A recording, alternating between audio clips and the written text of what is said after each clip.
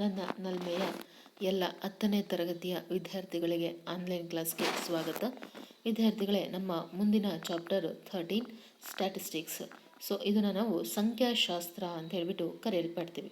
ವಿದ್ಯಾರ್ಥಿಗಳೇ, ಇಂದಿನ ತರಗತಿಯಲ್ಲಿ ಅಂದರೆ ಕ್ಲಾಸ್ 8 ಮತ್ತು ಕ್ಲಾಸ್ 9ದಲ್ಲಿ ನೀವು ಈ ಸಂಖ್ಯಾಶಾಸ್ತ್ರ ಅಂದ್ರೇನು, ಈ ಪಾಠದಲ್ಲಿ ಬರುವಂತಹ ಕೆಲವು ಮೂಲ ಪದಗಳ ವ್ಯಾಖ್ಯಾನಗಳು, ಹಾಗೆ ಉದಾಹರಣೆ ಲೆಕ್ಕಗಳು, ಆವೃತ್ತಿ ಪಟ್ಟಿಯನ್ನು ಹೇಗೆ ತಯಾರಿಸೋದು, ಪೈ ನಕ್ಷೆಯನ್ನು ಹೇಗೆ ಡ್ರಾ ಮಾಡೋದು, ಹಾಗೆ ಹಿಸ್ಟೋಗ್ರಾಮನ್ನು ಹೇಗೆ ಡ್ರಾ ಮಾಡುವಂಥದ್ದು, ಹಾಗೂ ಕೆಲವೊಂದು ದತ್ತಾಂಶಗಳ ಸರಾಸರಿಯನ್ನು ಹೇಗೆ ಕಂಡುಹಿಡಿಯುವುದು, ವರ್ಗೀಕೃತ ಆಗಿರಬಹುದು ಅಥವಾ ಅವರ್ಗೀಕೃತ ಆಗಿರಬಹುದು. ವಿದ್ಯಾರ್ಥಿಗಳೇ, ಈ ಎಲ್ಲ ಅಂಶಗಳ ಬಗ್ಗೆ ನೀವು 8th ಮತ್ತು 9th ಸ್ಟ್ಯಾಂಡರ್ಡಲ್ಲಿ ಕಲ್ತಿದ್ದೀರಾ. ಹಾಗಾಗಿ ಆ ಎಲ್ಲ ಮೂಲ ಪದಗಳ ವ್ಯಾಖ್ಯಾನಗಳನ್ನು ಇಲ್ಲಿ ನಾವು ಚರ್ಚೆ ಮಾಡ್ತಾ ಹೋಗಲ್ಲ. ಈ ಪಾಠದಲ್ಲಿ ಕೆಲವು ಇಂಪಾರ್ಟೆಂಟ್ ಇರುವಂತಹ ಅಂಶಗಳ ಬಗ್ಗೆ ಅಥವಾ ಕಾನ್ಸೆಪ್ಟ್ ಬಗ್ಗೆ, ಅದರ ಅಡ್ವಾನ್ಸ್ಡ್ ಏನಿದೆಯಲ್ಲ ಆ ಅಂಶಗಳನ್ನು ಈ ಪಾಠದಲ್ಲಿ ನಾವು ಅಂದರೆ 10ನೇ ತರಗತಿಯ ಸಿಲೆಬಸ್ಸಲ್ಲಿ ಡಿಸ್ಕಸ್ ಮಾಡ್ತಾ ಹೋಗ್ತೀವಿ. ಹಾಗಾಗಿ ವಿದ್ಯಾರ್ಥಿಗಳೇ, ಸಂಖ್ಯಾಶಾಸ್ತ್ರ ಪಾರ್ಟ್ 1ಗೆ ಎಲ್ಲ ವಿದ್ಯಾರ್ಥಿಗಳಿಗೆ ಆನ್ಲೈನ್ ಕ್ಲಾಸ್ಗೆ ಸ್ವಾಗತ, ಸುಸ್ವಾಗತ. ವಿದ್ಯಾರ್ಥಿಗಳೇ, ಈಗ ಇಲ್ಲಿ ನಾವು ಈ ಸಂಖ್ಯಾಶಾಸ್ತ್ರದಲ್ಲಿ ವರ್ಗೀಕೃತ ದತ್ತಾಂಶಗಳ ಸರಾಸರಿಯನ್ನು ಕಂಡುಹಿಡಿಯಬೇಕು ಅಂದರೆ ನಾವು ತಗೊಳ್ಳುವಂತಹ ಫಾರ್ಮುಲಾ ಸರಾಸರಿ X bar is equal to sigma F1xi divide by sigma Fi ಅಂತ ಹೇಳಿ ತಗೊಳ್ತೀವಿ. ವಿದ್ಯಾರ್ಥಿಗಳೇ, ಇಲ್ಲಿ ಐ ಬೆಲೆ ಏನಾಗಿರುತ್ತೆ ಅಂದರೆ 1 to n ತನಕ ಇರುತ್ತೆ. 1ಇಂದ ನಾವು ಎಷ್ಟು ಬೇಕಾದರೂ ಐಗೆ ಬೆಲೆಯನ್ನು ಹಾಕ್ತಾ ಹೋಗಬಹುದು. ಇದು ಸರಾಸರಿಯನ್ನು ಕಂಡುಹಿಡಿಯುವಂತಹ ಫಾರ್ಮುಲಾ ಆಗಿದೆ. ಯಾವುದು? ವರ್ಗೀಕೃತ ದತ್ತಾಂಶಗಳನ್ನು ಕೊಟ್ಟಾಗ. ಹಾಗಾದರೆ ವಿದ್ಯಾರ್ಥಿಗಳೇ, ಇಲ್ಲಿ ಈ ಟೈಪಿನ ಲೆಕ್ಕವನ್ನು ಹೇಗೆ ಬಿಡಿಸೋದು? ಹಾಗಾಗಿ ಒಂದು ಉದಾಹರಣೆಯನ್ನು ತಗೋಬೇಕಲ್ವಾ. ಹಾಗಾಗಿ ಉದಾಹರಣೆ 1 ಲೆಕ್ಕವನ್ನು ತೆಗೆದುಕೊಂಡಾಗ, ಒಂದು ಶಾಲೆಯ 10ನೇ ತರಗತಿಯ 30 ವಿದ್ಯಾರ್ಥಿಗಳು 100 ಅಂಕಗಳ ಗಣಿತ ಪತ್ರಿಕೆಯಲ್ಲಿ ಪಡೆದ ಅಂಕಗಳನ್ನು ಕೆಳಗಿನ ಕೋಷ್ಟಕದಲ್ಲಿ ನೀಡಿದೆ. ವಿದ್ಯಾರ್ಥಿಗಳು ಪಡೆದ ಅಂಕಗಳ ಸರಾಸರಿಯನ್ನು ಕಂಡುಹಿಡಿಯಿರಿ ಅಂತ ಇದೆ. ವಿದ್ಯಾರ್ಥಿಗಳೇ, ಇಲ್ಲಿ ಎಕ್ಸ್ ಮತ್ತು ವೈ ಬೆಲೆನ ಕೊಡಲಾಗಿದೆ. 10, 20, 36, 40, 50, 56, 60, 70, 72, 80, 88, 92, 95 ಅಂತ ಕೊಡಲಾಗಿದೆ.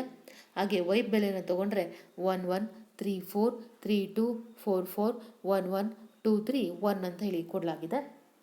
ಈಗ ವಿದ್ಯಾರ್ಥಿಗಳೇ, ಈ ಪ್ರಶ್ನೆಗೆ ನಾವು ಪರಿಹಾರ ಏನು ಅಂತ ಹೇಳಿ ನೋಡ್ತಾ ಹೋದರೆ, ಈ ಪಟ್ಟಿಯನ್ನು ತೆಗೆದುಕೊಂಡು ನಾವೇನು ಮಾಡಬೇಕು, XI FI ಮತ್ತು XI ಇಂಟು FI ಅನ್ನು ರೆಡಿ ಮಾಡಬೇಕಾಗತ್ತೆ. ಹಾಗಾಗಿ XI ತಗೊಂಡಾಗ ಈ ಮೊದಲ ಅಂಶ ಏನಿದೆಯಲ್ಲ ಅವುಗಳನ್ನೆಲ್ಲ ಅಂಶಗಳನ್ನು ಈ ಪಟ್ಟಿಯಲ್ಲಿ ಮೊದಲ ಕಾಲಮಲ್ಲಿ ಬರಿಬೇಕು. ಹಾಗೆ ಎಫ್ ಅನ್ನು ತೆಗೆದುಕೊಂಡಾಗ FI ಅಂದರೆ ಫ್ರೀಕ್ವೆನ್ಸಿ ಅಂದರೆ ಆವೃತ್ತಿ ಅಂತೇಳಿ ಕರೆಯಲ್ಪಡ್ತೀವಿ. ಈ 113 ಏನಿದೆಯಲ್ಲ ಅದನ್ನು ಈ ಕಾಲಮಲ್ಲಿ ನಾವು ಬರೆಯಲ್ಪಟ್ಟಿದ್ದೇವೆ. ನೆಕ್ಸ್ಟ್ ವಿದ್ಯಾರ್ಥಿಗಳೇ, ಥರ್ಡ್ ಕಾಲಮಲ್ಲಿ ಏನು ಹೇಳುತ್ತೆ ಅಂದರೆ XI ಇಂಟು FI. ಇವೆರಡನ್ನು ಗುಣಿಸ್ಬೇಕು. 10 10, 21 20, 36 into 3 108, 40 into 4 160, 50 into 3 150, 56 into 2 112, 60 into 4 240. 70 into 4 280, 72 into 1 72, 81 80, 88 into 2 176, ಹಾಗೆ 92 ಇಂಟು 3 276, 95 1 95. ಅಲ್ಲಿ ವಿದ್ಯಾರ್ಥಿಗಳೇ 96 ಅಂತಾಗಿದೆ. ತಪ್ಪದು ಏನಾಗಬೇಕು 95 ಅಂತೇಳಿ ಮಾಡ್ಕೊಳ್ಳಿ. ಇಲ್ಲಿ ನಮಗೆ ಸೂತ್ರದಲ್ಲಿ ಬೇಕಾಗಿರೋದು ಸಿಗ್ಮಾ FI ಒಂದು, ಇನ್ನೊಂದು ಸಿಗ್ಮಾ XI FI ಬೇಕು ಸರಾಸರಿಯನ್ನು ಫೈಂಡ್ ಔಟ್ ಮಾಡೋಕ್ಕೆ, ಹೌದಾನೆ. ಹಾಗಾಗಿ sigma FI is equal to second column ಎಲ್ಲ ಅಂಶಗಳನ್ನು ಕೂಡಿದರೆ ಎಷ್ಟು ಬರುತ್ತೆ? 30 ಬರುತ್ತೆ.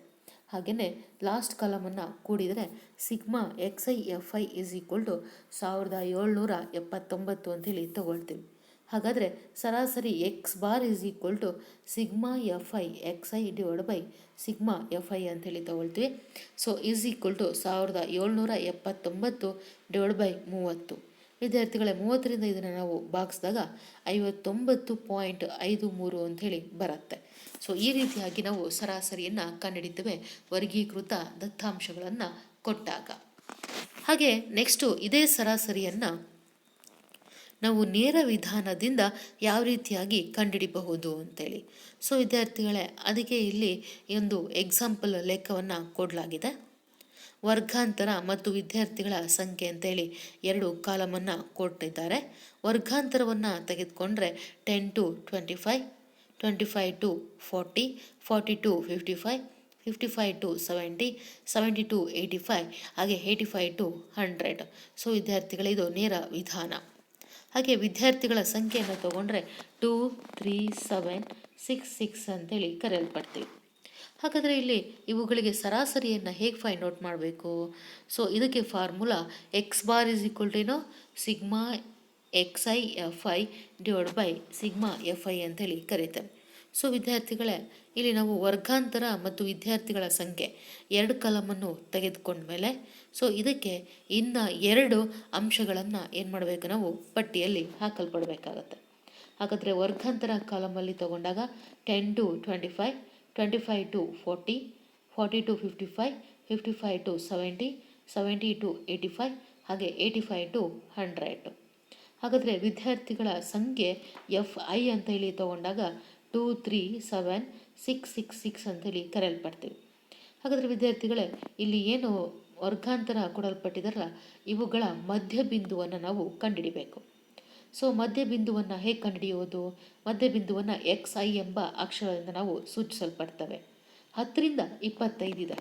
ಸೊ ವಿದ್ಯಾರ್ಥಿಗಳ ಒಂದೊಂದೇ ಸಂಖ್ಯೆಯನ್ನು ಬಿಡ್ತಾ ಹೋದಾಗ ನಮಗೆ ಅಲ್ಲಿಗೆ ಉಳಿಯುವಂಥದ್ದು ಒಂದು ಸಂಖ್ಯೆ ಏನು ಉಳಿಯುತ್ತೋ ಅದು ಮಧ್ಯಬಿಂದು ಆಗಿರುತ್ತೆ. ಆದರೆ ಕೆಲವೊಂದು ವರ್ಗಾಂತರದಲ್ಲಿ ಏನಾಗ್ಬಿಡುತ್ತೆ ಅಂತಂದರೆ ಅಲ್ಲಿ ಕೊಟ್ಟಿರುವಂತಹ ವರ್ಗಾಂತರಗಳು 2 ಉಳಿಯೋದು ಬಿಡುತ್ತೆ. ಸೊ ಅಂತಹ ಸಂದರ್ಭದಲ್ಲಿ ನಾವು ಅವುಗಳ ಮಧ್ಯಬಿಂದುವನ್ನು ತಗೋಬೇಕು. ಸೊ ಈಗ 10ರಿಂದ 25 ಅಂತ ತಗೊಂಡಾಗ ಇದರ ಮಧ್ಯ ಬಿಂದು ಏನಾಗಿರುತ್ತಪ್ಪ ಅಂದರೆ 17 ಮತ್ತು 18 ಆಗಿರುತ್ತೆ. ಇವೆರಡನ್ನು ಕೂಡಿಬಿಟ್ಟು 2ರಿಂದ ಬಾಗಿಸಿದಾಗ ಬರೋದೇ ಏನು ನಮ್ಮ ವರ್ಗಾಂತರದ ಮಧ್ಯ ಬಿಂದು ಅಂತ ಹೇಳಿ ಕರಿತೇವೆ. ಹಾಗಾಗಿ ಸೊ ಇವೆರಡನ್ನು ನಾವು ಕಂಡಿಡಿದಾಗ 17 ಮತ್ತು 18 ಮಧ್ಯ ಬಿಂದು ನಾವು ಡೈರೆಕ್ಟಾಗಿ ಹೇಳ್ಬೋದಲ್ವ 17.5 ಅಂತ ಹೇಳಿಬಿಟ್ಟು. ಸೊ ಈ ರೀತಿಯಾಗಿ ಡೈರೆಕ್ಟಾಗಿ ನಾವು ಬರಿತಾ ಹೋಗ್ತೀವಿ 17.5 ಅಂತೇಳಿ ಕರಿತೇವೆ. ಹಾಗೆ ಎಫ್ ಐ ಮತ್ತು ಎಕ್ಸ್ ಐಯನ್ನು ತೆಗೆದುಕೊಂಡಾಗ ಈ ಎರಡನ್ನು ಗುಣಿಸ್ಬೇಕು. ಯಾವುದು? ವಿದ್ಯಾರ್ಥಿಗಳ ಸಂಖ್ಯೆ ಮತ್ತು ಮಧ್ಯದ ಸಂಖ್ಯೆ ಅಂದರೆ ಎಕ್ಸ್ ಐ ಮತ್ತು ಎಫ್ ಐ ಅಂತ ಹೇಳಿ ಕರೀತೇವೆ. ಸೊ ಹೀಗೆ ಗುಣಿಸಿದಾಗ 35 ಅಂತ ಹೇಳಿ ಹೇಳುವಂಥದ್ದು. ಹಾಗೆ ನೆಕ್ಸ್ಟ್ ತೊಗೊಂಡ್ರೆ 25ರಿಂದ 40, ಇದರ ಮಧ್ಯಬಿಂದು 32.5. ಸೊ ಇದೆರಡನ್ನು ಗುಣಿಸಿದರೆ 97.5 ಅಂತೇಳಿ ಕರಿತೇವೆ. ಹಾಗೆ 40ರಿಂದ 55 ತೊಗೊಂಡ್ರೆ 47 into 5. ಸೊ ಇದೆರಡನ್ನು ಗುಣಿಸಿದರೆ 332.5 ಅಂತೇಳಿ ಕರಿತೀವಿ. ಹಾಗೆ 50ರಿಂದ 70 ನಾವು ಮಧ್ಯಬಿಂದು ಕಂಡಿಟ್ಕೊಂಡ್ರೆ 62.5. ಸೊ ಇಂಟು 6 ಅಂತ ತೊಗೊಂಡ್ರೆ 375.0 ಅಂತೇಳಿ ಕರಿತೇವೆ. ಹಾಗೆ 70ರಿಂದ 75 ತೊಗೊಂಡ್ರೆ 77.5 ಅಂತ ತೊಗೊಳ್ತೀವಿ. ಇಂಟು 6 ಮಾಡಿಕೊಂಡ್ರೆ ಸೊ 465.5 ಅಂತ ಆಗುತ್ತೆ. ಹಾಗೆ 85ರಿಂದ 100 ಇದರ ಮಧ್ಯ ಬಿಂದು 92.5. ಸೊ ಇಂಟು 6 ಅಂತ ತೊಗೊಂಡ್ರೆ 555 ಅಂತ ಹೇಳಿ ಕರೆಯಲ್ಪಡ್ತೀವಿ. ಹಾಗಾದರೆ ವಿದ್ಯಾರ್ಥಿಗಳೇ, ಸೊ ಇಲ್ಲಿ ಇದಿಷ್ಟನ್ನು ನಾವು ಗುಣಿಸಿದಾಗ ಸಿಗ್ಮಾ ಎಫ್ ಐ ಮತ್ತು ಎಕ್ಸ್ ಐ ಗುಣಿಸಿದರೆ 1860. ಸೊ ಅಲ್ಲಿಗೆ ಏನಾಯಿತು? ಸರಾಸರಿ X bar is equal to sigma F I X I divide by sigma F I ಅಂತೇಳಿ ತೊಗೊಳ್ತೀವಿ. 1860 ಡಿವೈಡ್ ಬೈ 30. ಅಲ್ಲಿಗೆ 0 ಕ್ಯಾನ್ಸಲ್. 3 6 18, 3 2 6. ಸೊ ಅಲ್ಲಿಗೆ ವಿದ್ಯಾರ್ಥಿಗಳೇ ನಮಗೆ ಈ ಪ್ರಶ್ನೆಗೆ ಬರುವಂತಹ ಸರಾಸರಿ 62 ಆಗಿರುತ್ತೆ. ಸೊ ಈ ವಿಧಾನವನ್ನು ನಾವು ನೇರ ವಿಧಾನ ಅಂಥೇಳಿ ಕರಿತೀವಿ ಅಥವಾ ಡೈರೆಕ್ಟ್ ಮೆಥಡ್ ಅಂಥೇಳಿ ಕರೆಯಲ್ಪಡ್ತೀವಿ. ವಿದ್ಯಾರ್ಥಿಗಳ ಎಕ್ಸಾಮ್ ದೃಷ್ಟಿಯಿಂದ ಸೊ ಈ ಮೆಥಡು ತುಂಬ ಇಂಪಾರ್ಟೆಂಟ್ ಆಗಿರುತ್ತೆ ಹಾಗೂ ಈಸಿಯಾಗಿರುವಂತಹ ಸ್ಟೆಪ್ಸ್ ಕೂಡ ಆಗಿದೆ. ಹಾಗಾಗಿ ಈ ಮೆಥಡನ್ನು ನೀವು ಕಲ್ತಿರಲೇಬೇಕಾಗುತ್ತೆ. ಸೊ ಈ ಮೆಥಡ್ ನಿಮಗೆ ಅರ್ಥ ಆಗಿದೆ ಅಂತೇಳಿ ಭಾವಿಸಿ ವಿದ್ಯಾರ್ಥಿಗಳೇ ಮುಂದಿನ ಮೆಥಡನ್ನು ತೆಗೆದುಕೊಳ್ಳೋಣ. ಅದೇ ಅಂದಾಜು ಸರಾಸರಿ ವಿಧಾನ. ಸೊ ಈ ರೀತಿಯಾಗಿ ತೆಗೆದುಕೊಂಡಾಗ ಇಲ್ಲಿ ಮೊದಲನೇದಾಗಿ D I is equal to X I minus A ಇದರ ಬೆಲೆಯನ್ನು ಕಂಡುಹಿಡಿಬೇಕಾಗತ್ತೆ. ಸೊ ಎ ಅಂತ ಹೇಳಿ ನಾವು ತಗೊಂಡಾಗ 47.5 ಅಂತೇಳಿ ಕರೆಯಲ್ಪಡ್ತೀವಿ. ಹಾಗಾಗಿ ಅದೇ ಪಟ್ಟಿಯನ್ನು ತಗೊಳ್ತೇವೆ. ಆದರೆ ವಿದ್ಯಾರ್ಥಿಗಳ ಎಕ್ಸ್ ಐ ಮತ್ತು ಎಫ್ ಐ ಇತ್ತಲ್ಲ ಅದರ ಬದಲಾಗಿ D I is equal to X I minus 47.5 ಅಂತೇಳಿ ಕರೆಯಲ್ಪಡ್ತೀವಿ. ಅಲ್ಲಿಗೆ ನಾವು ಇದನ್ನು ಕ್ಯಾಲ್ಕುಲೇಟ್ ಮಾಡಿದಾಗ ವಿದ್ಯಾರ್ಥಿಗಳೇ ಎಕ್ಸ್ ಐ ಅಂತ ಅಂದರೆ ಯಾವುದು? ಮಧ್ಯಬಿಂದು 17.5 ಅಲ್ಲಿ 47.5 ಕಳಿಬೇಕು ಎ ಐನ ಅಲ್ವಾ. ಸೊ ಅಲ್ಲಿಗೆ ಏನು ಬರುತ್ತೆ, -30 ಬರುತ್ತೆ. ಅದೇ ರೀತಿ ನೆಕ್ಸ್ಟ್ ಒನ್ನು -15. ನೆಕ್ಸ್ಟು 47.5 47.5 ಕಳೆದ್ರೆ 0. ಸೊ ಅಲ್ಲಿಗೆ ನೆಕ್ಸ್ಟು 15 30 45. ಹಾಗಾಗಿ FI ಮತ್ತು DIಯನ್ನು ತೆಗೆದುಕೊಂಡ್ರೆ ಅಲ್ಲಿಗೆ ಇವೆರಡನ್ನು ನಾವು ಗುಣಿಸಿದಾಗ -60. ನೆಕ್ಸ್ಟು -45 0. 15 6 90. 30 6 112. 6 3 18 180 ಆಗುತ್ತೆ. ಹಾಗೆ 45 × 6. ಸೊ ಇದನ್ನು ಗುಣಿಸಿದ್ರೆ 270. ಸೊ ಅಲ್ಲಿಗೆ ಸಿಗ್ಮಾ XI ಅಂತ ತೊಗೊಂಡ್ರೆ FI ಅಂತ ತೊಗೊಂಡ್ರೆ 35 ಯಾವುದು ವಿದ್ಯಾರ್ಥಿಗಳ ಸಂಖ್ಯೆ. ಹಾಗೆ ಲಾಸ್ಟ್ ಕಾಲಮನ್ನು ನಾವು ಗುಣಿಸಿದರೆ ಸಿಗ್ಮಾ FI ಮತ್ತು DI = 435 ಅಂತೇಳಿ ಕರೆಯಲ್ಪಡ್ತೀವಿ. ಹಾಗಾದರೆ ವಿದ್ಯಾರ್ಥಿಗಳೇ ಸರಾಸರಿ X bar A plus sigma FI DI / sigma FI. ಅಲ್ಲಿಗೆ ಈ ಎಲ್ಲ ಬೆಲೆಗಳನ್ನು ಈ ಸೂತ್ರದಲ್ಲಿ ಆದೇಶಿಸಿದಾಗ 47.5 ಪ್ಲಸ್ 435 / 30. ಸೊ ಅದು 30ರಿಂದ ಅದನ್ನು ಭಾಗಿಸಿದರೆ 14.5 ಬರುತ್ತೆ. ಸೊ ಇದೆರಡನ್ನು ಗುಣಿಸಿದಾಗ 62 ಆಗುತ್ತೆ. ನೋಡಿ ವಿದ್ಯಾರ್ಥಿಗಳೇ, ನೇರ ವಿಧಾನದಲ್ಲೂ 62 ಬಂತು, ಹಾಗೆ ಅಂದಾಜು ಸರಾಸರಿ ವಿಧಾನದಲ್ಲೂ ಕೂಡ 62 ಬಂತು. ಹಾಗೆಯೇ ಇನ್ನೊಂದು ವಿಧಾನ ಇದೆ, ಅಂತಃವಿಚಲನ ವಿಧಾನ. ಸೊ ಈ 3 ಮೆಥಡಲ್ಲಿ ನಿಮಗೆ ಯಾವುದು ಈಸಿ ಆಗುತ್ತೆ ಆ ಮೆಥಡನ್ನು ನೀವು ಫಾಲೋ ಮಾಡ್ಬೋದು ವಿದ್ಯಾರ್ಥಿಗಳೇ. ನನಗೆ ಅನಿಸಿರೋ ಪ್ರಕಾರ ನೇರ ವಿಧಾನವನ್ನು ನೀವು ಈಸಿಯಾಗಿ ಮಾಡ್ತೀರಾ ಅಂತ ಹೇಳಿ ಭಾವಿಸ್ತೇನೆ. ಅದೇ ವಿಧಾನವನ್ನು ನೀವು ತೆಗೆದುಕೊಳ್ಳಿ ವಿದ್ಯಾರ್ಥಿಗಳೇ. ಸೊ ಹಾಗಾಗಿ ಇಲ್ಲಿ ನಾವು ನೋಡಿದಾಗ ಎಕ್ಸಾಮ್ ದೃಷ್ಟಿಯಿಂದ ನಿಮಗೆ ಏನಾದರೂ ವಿಧಾನವನ್ನು ಮೆನ್ಷನ್ ಮಾಡಿದರೆ ಅದೇ ವಿಧಾನವನ್ನು ನೀವು ಬರೀಬೇಕಾಗತ್ತೆ. ಹಾಗಾಗಿ 3 ವಿಧಾನದ ಪರಿಚಯ ಇರಲಿ ಅಂಥೇಳಿ ನಾನಿಲ್ಲಿ ಒಂದು ಉದಾಹರಣೆ ಲೆಕ್ಕವನ್ನು ತೆಗೆದುಕೊಂಡು ಡಿಸ್ಕಸ್ ಮಾಡ್ತಿರುವಂಥದ್ದು. ಅಲ್ಲಿ ನಿಮಗೆ ಬರೀ ಇದನ್ನು ಕಂಡುಹಿಡಿರಿ, ಸರಾಸರಿಯನ್ನು ಕಂಡುಹಿಡಿರಿ ಅಂತ ಅಂದಾಗ ನೇರ ವಿಧಾನವನ್ನು ಫಾಲೋ ಮಾಡಿ ವಿದ್ಯಾರ್ಥಿಗಳೇ, ಈಸಿಯಾಗಿ ನಿಮಗೆ ಅರ್ಥ ಆಗುತ್ತೆ. ನೆಕ್ಸ್ಟು ಮುಂದಿನ ವಿಧಾನ ಅದೇ ಅಂತಃವಿಚಲನ ವಿಧಾನ.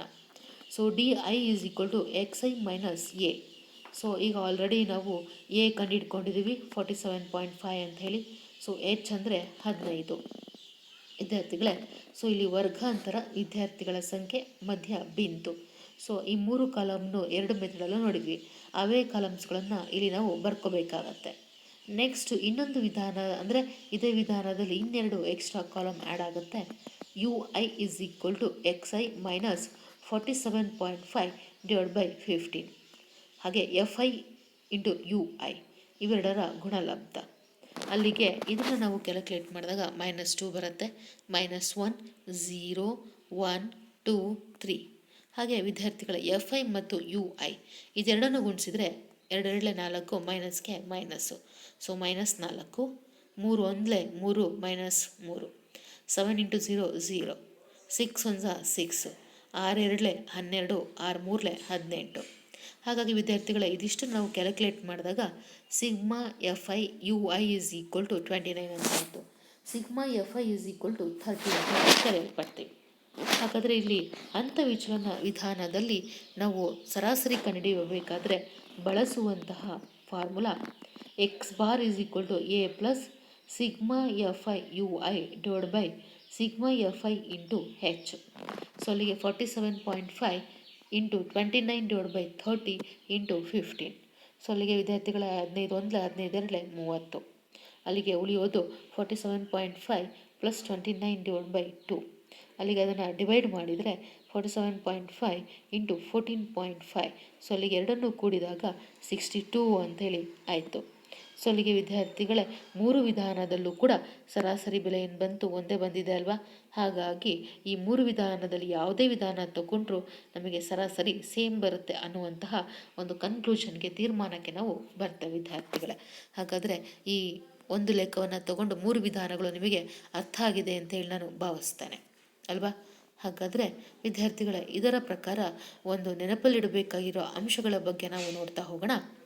ಎಲ್ಲ DIಗಳಿಗೆ ಸಾಮಾನ್ಯ ಅಪವರ್ತನವಿದ್ದರೆ ಅಂತಹ ವಿಚಲನ ವಿಧಾನವು ಅನ್ವಯಿಸಲು ಸೂಕ್ತವಾಗಿದೆ. ಎಲ್ಲ 3 ವಿಧಾನಗಳಿಂದ ಪಡೆದ ಸರಾಸರಿಯು ಒಂದೇ ಆಗಿದೆ. ಅಂದಾಜು ಸರಾಸರಿ ವಿಧಾನ ಮತ್ತು ಅಂತವಿಚಲನ ವಿಧಾನಗಳು ನೇರ ವಿಧಾನ ಸರಳೀಕೃತ ರೂಪಗಳಾಗಿವೆ.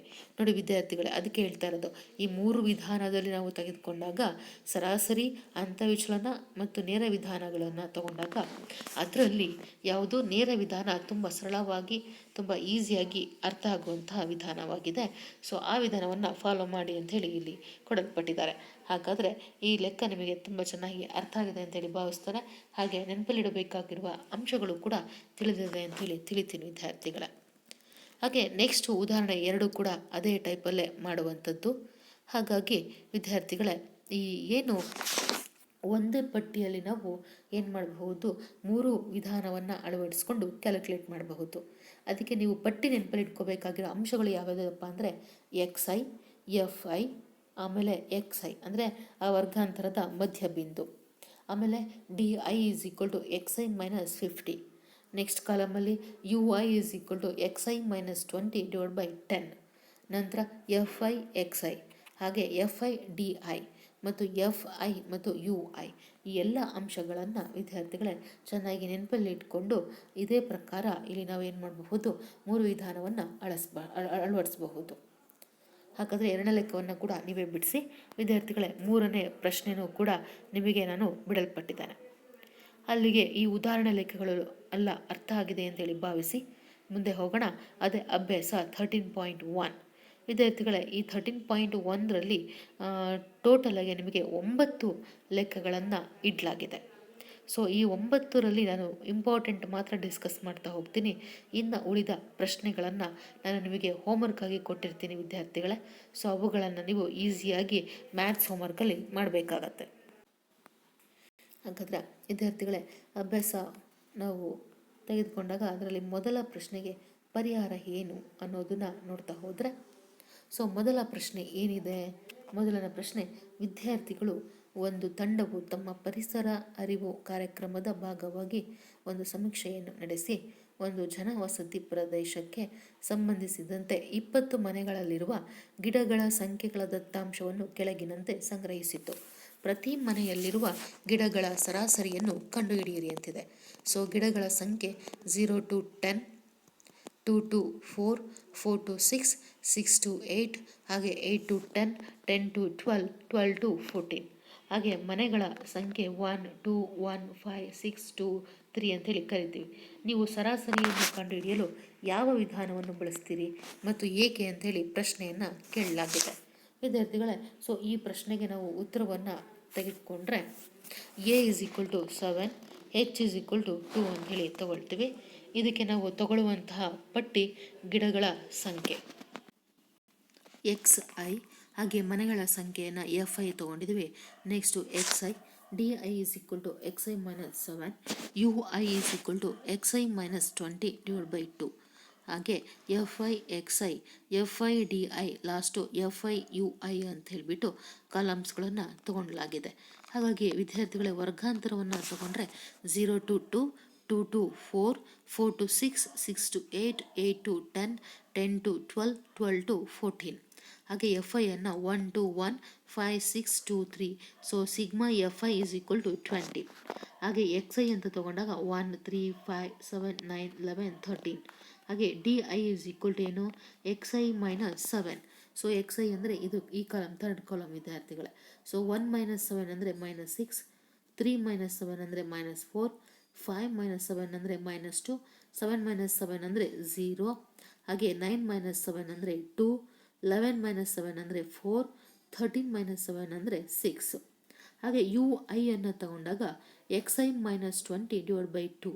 ಸೊ ಅಲ್ಲಿ XI ಅಂದರೆ -1 ಏನಿಲ್ಲ, 1 ಅಂತ ಎಷ್ಟೇ ಇದೆ, 1 - 20/2. ಸೊ ಅದನ್ನು ನಾವು ಹಾಕಿ ಕ್ಯಾಲ್ಕುಲೇಟ್ ಮಾಡಿದಾಗ -3 ಅಂತ ಬರುತ್ತೆ. ಹಾಗೆ -2, -1, 0. ಆಮೇಲೆ ಇಲ್ಲಿ ಬಂದಿರೋದನ್ನ ನಾವು ತಗೊಂಡಾಗ ಅದರ ಅಪೋಸಿಟ್ ಸೈನ್ 1, 2, 3 ಅಂತ ತಗೋಬೇಕು. ಟೋಟಲಾಗಿ 0 ಅಂತ ಆಗುತ್ತೆ UI.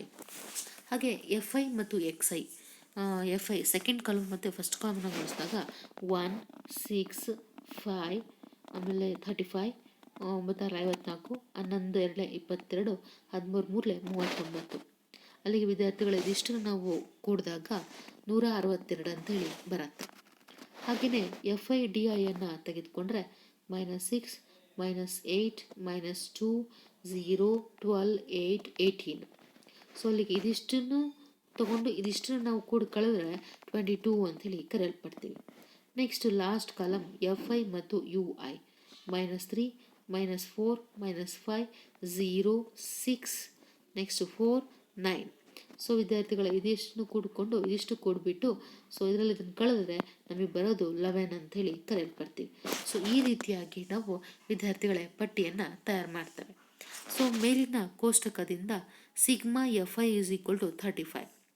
So sigma F I X i is equal to 162. Sigma F I D I is equal to 20. ಹಾಗೆಯೇ sigma F I you i is equal to 11. ನಮ್ಮ ನೇರ ವಿಧಾನವನ್ನು ತೆಗೆದುಕೊಂಡಾಗ ಸರಾಸರಿ X bar is equal to sigma F I X I divide by sigma F i.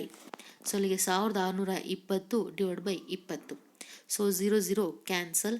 So 2 ಇಂದ ನಾವು ಭಾಗಿಸಿದಾಗ ಎಷ್ಟಾಯಿತು 8.1 ಅಂಥೇಳಿ ಬರುತ್ತೆ. ಹಾಗೆ ಅಂದಾಜು ಸರಾಸರಿಯನ್ನು ತೆಗೆದುಕೊಂಡಾಗ ಸೊ ಇದರ formula X bar is equal to A plus sigma F I D I divide by F I. Sigma F I is equal to 7 plus 22 divide by 20 is equal to 7 plus 1.9 is equal to 8.1 ಅಂಥೇಳಿ ಕರೆಯಲ್ಪಡ್ತೀವಿ. Next ಅಂತಃವಿಚಲನ ವಿಧಾನವನ್ನು ತೆಗೆದುಕೊಂಡಾಗ X bar is equal to A plus sigma F I you I divide by sigma F I into H ಅಂತೇಳಿ ಕರಿತೀವಿ.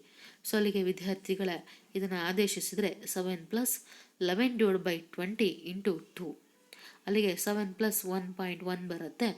So 8.1 ಅಂತೇಳಿ ಕರಿತೀವಿ. ಇಲ್ಲಿ ಯಾವುದೇ ವಿಧಾನವನ್ನು ಬಳಸಬಹುದು, ಲೆಕ್ಕಾಚಾರ ಜಾಸ್ತಿ ಇಲ್ಲದ ಕಾರಣ ನೇರ ವಿಧಾನವನ್ನು ಬಳಸಬಹುದು ಅಂಥೇಳಿ ಇದೆ. ಹಾಗೆಯೇ ವಿದ್ಯಾರ್ಥಿಗಳೇ ಇಲ್ಲಿ ನಿಮಗೆ ನೆಕ್ಸ್ಟ್ ಲೆಕ್ಕ 2ನೇ ಲೆಕ್ಕ ಹಾಗೂ 3ನೇ ಲೆಕ್ಕವನ್ನು ಕೂಡ ನಿಮಗೆ ವರ್ಕೌಟ್ ಮಾಡಲಿಕ್ಕೆ ಕೊಡಲಾಗಿದೆ. ಹಾಗೆ 4ನೇ ಲೆಕ್ಕವನ್ನು ಕೂಡ ನೀವೇ ವರ್ಕೌಟ್ ಮಾಡಬೇಕಾಗತ್ತೆ. ಇಷ್ಟು ಲೆಕ್ಕಗಳನ್ನು ನಿಮಗೆ ಬಿಡಲ್ಪಟ್ಟಿದ್ದೇನೆ. ನೆಕ್ಸ್ಟ್ ಮುಂದಿನ ಪ್ರಶ್ನೆ 5ನೇ ಪ್ರಶ್ನೆಯನ್ನು ತಗೊಂಡ್ರೆ, ಒಂದು ಚಿಲ್ಲರೆ ಮಾರುಕಟ್ಟೆಯಲ್ಲಿ ಹಣ ಮಾರಾಟಗಾರರು ಪೆಟ್ಟಿಗೆಗಳಲ್ಲಿ ಇರಿಸಿದ ಮಾವಿನ ಹಣ್ಣುಗಳನ್ನು ಮಾರುತ್ತಿದ್ದರು. ಈ ಪೆಟ್ಟಿಗೆಗಳು ಬೇರೆ ಬೇರೆ ಸಂಖ್ಯೆಗಳ ಮಾವಿನ ಹಣ್ಣುಗಳನ್ನು ಒಳಗೊಂಡಿದ್ದವು. ಪೆಟ್ಟಿಗೆಗಳ ಸಂಖ್ಯೆಗಳಿಗೆ ಅನುಗುಣವಾಗಿ ಮಾವಿನ ಹಣ್ಣುಗಳ ವಿತರಣೆಯು ಈ ಕೆಳಗಿನಂತಿದೆ. ಅದರಲ್ಲಿ 2 ಕಾಲಮನ್ನು ತೆಗೆದುಕೊಂಡ್ರೆ ಮಾವಿನ ಹಣ್ಣುಗಳ ಸಂಖ್ಯೆ ಹಾಗೆ ಪೆಟ್ಟಿಗೆಗಳ ಸಂಖ್ಯೆ 50ರಿಂದ 52, 53ರಿಂದ 55, 56ರಿಂದ 58, 59ರಿಂದ 61, 62ರಿಂದ 64.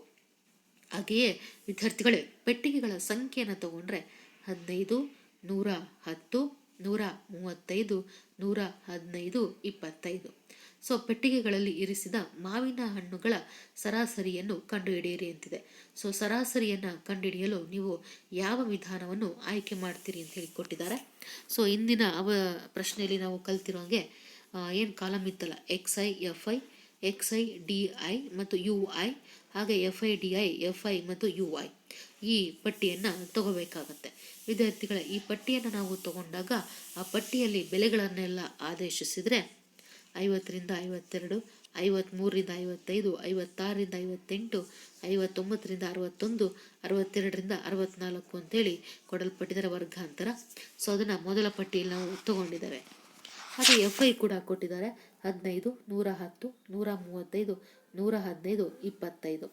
ಸೊ ಅಲ್ಲಿಗೆ ಇದಿಷ್ಟನ್ನು ನಾವು ಕೂಡಿದರೆ sigma F I is equal to 400 ಅಂತೇಳಿ ಕರೆಯಲ್ಪಡ್ತೀವಿ.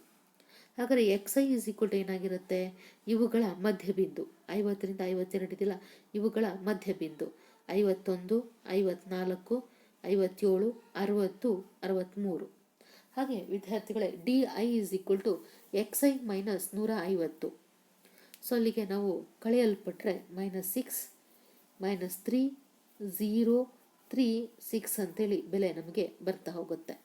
ಸೊ ಇಲ್ಲಿ ನಾವು ನೆಕ್ಸ್ಟು ಯು ಐ ಅನ್ನು ತೆಗೆದುಕೊಂಡ್ರೆ X I minus 75.5 divide by 3.